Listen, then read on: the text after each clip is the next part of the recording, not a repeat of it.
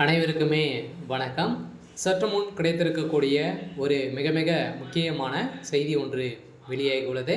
சற்று முன் செந்தில் பாலாஜிக்கு மயக்க ஊசி செலுத்த உத்தரவு, நீதிமன்றம் இறுதி தீர்ப்பு, இது மாதிரி பார்த்தீங்கன்னா செய்திகள் வெளியே இருக்குது. இப்போ செந்தில் பாலாஜி அவர்கள் பார்த்தீங்கன்னா இல்லாத அமைச்சராக இருக்கார். இருந்தாலுமே அமலாக்கத்துறை கஸ்டடியில் தான் இருக்கார் இல்லையா? ஸோ இவர்கிட்ட பார்த்தீங்கன்னா நிறைய உண்மைகள்லாம் வர வைக்கிறதுக்காக பார்த்தீங்கன்னா இதில் முக்கிய புள்ளிகள்லாம் யார் அப்படின்றத தெரிவதற்காக பார்த்தீங்கன்னா செந்தில் பாலாஜி அவர்களுக்கு மயக்க ஊசி செலுத்த உத்தரவு போடுவதாக வருவதாக ஒரு தகவல் பார்த்தீங்கன்னா இப்போ வெளியே இருக்குது. இந்த டாஸ்மாக் கூடிய நிறுவனத்தில் நடந்த ரெய்டின் அடிப்படையில் தான் இப்போ அதிரடியாக குறைந்தபட்சம் 1000 கோடிக்கு மேலே மெகா ஊழல் நடந்திருக்கு அப்படின்றத நிரூபணமாகி அமலாக்கத்துறை வழக்கு பதிவும் செய்து இப்போ 50,000 பக்கங்கள் கொண்ட குற்றப்பத்திரிக்கையும் பார்த்தீங்கன்னா உதயநிதியுடைய நண்பர்களுக்கும் அதே மாதிரி செந்தில் பாலாஜியுடைய நண்பர்கள் ஒரு 8 நண்பர்களுக்கு பார்த்தீங்கன்னா இதில் சமன் செய்திருக்காங்க. ஸோ இந்த நிலையில் தான் இப்போ அதிரடியாக செந்தில் பாலாஜியுடைய கதை ஒட்டுமொத்தமாக முடிய போகுது. இருந்தாலுமே இப்போ செந்தில் பாலாஜி அவர்கள் அதிரடியாக கைது செய்யப்பட்டிருக்காரு. வருகின்ற ஜூன் 23ஆம் தேதி இவருடைய வழக்கு நிலைக்கு இருக்க போகுது. இந்த நிலையில் தான் இப்போ செந்தில் பாலாஜியுடைய வாயிலிருந்து பார்த்தீங்கன்னா உண்மைகளை வர வைக்கணும் அப்படின்ற மாதிரி இப்போ அவருக்கு மைக்கூசி செலுத்த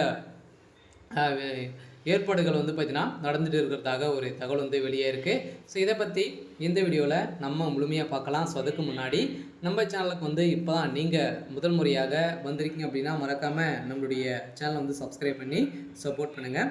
வாங்க வீடியோக்குள்ளே போகலாம்.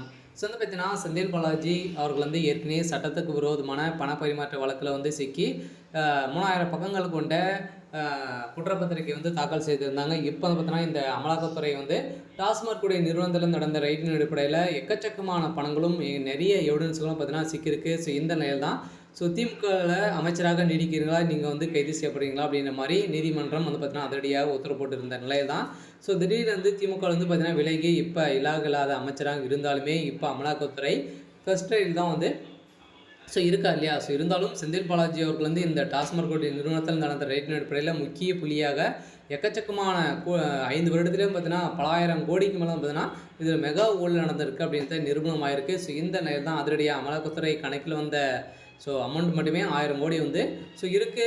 கணக்கில் வராத அமௌண்ட்டுகள்லாம் பார்த்தீங்கன்னா நிறைய பணங்கள் திமுகவுடைய தலைமையகம் ஊழல் செய்திருக்காங்க. இந்த நிலையில் தான் அதிரடியாக செந்தில் பாலாஜி அவர்களுக்கு ஊசியின் மூலமாக அவர் உண்மைகளை வர வைக்கணும் அப்படின்ற மாதிரி இப்போ நீதிமன்றம் முடிவு செய்திருக்கிறதாகவும் வருகின்ற ஜூன் 23ஆம் தேதி இந்த உத்தரவு போட போகிறதாகவும் ஒரு தகவல் வெளியாக இருக்குது. இந்த நிலையில் தான் அதிரடியாக செந்தில் பாலாஜிக்கு அவருடைய கதை முடிய போகுது. அதே மாதிரி திமுகவில் முக்கிய புள்ளிகளாக பார்த்தீங்கன்னா இப்போ சேர்க்க போகிறாங்க.